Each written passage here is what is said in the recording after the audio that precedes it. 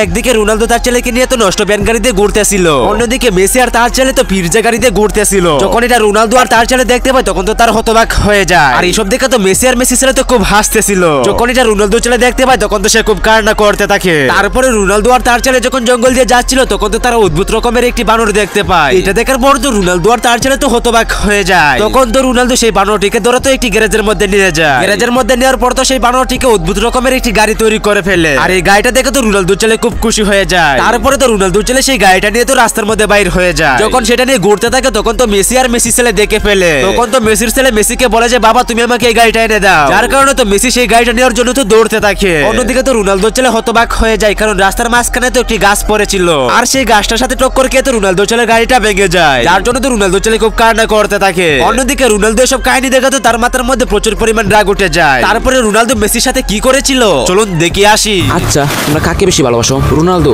Neymar নাকি মেসিকে? Comment করে দেখিয়ে দাও কার পাওয়ার কত বেশি। কিন্তু যারা আল্লাহকে ভালোবাসো তারা এই ভিডিওতে লাইক দিয়ে চ্যানেলটিকে সাবস্ক্রাইব করে দাও। তারপরের অংশ দেখতে চাইলে কমেন্টে পার্ট 2 লিখে দিন।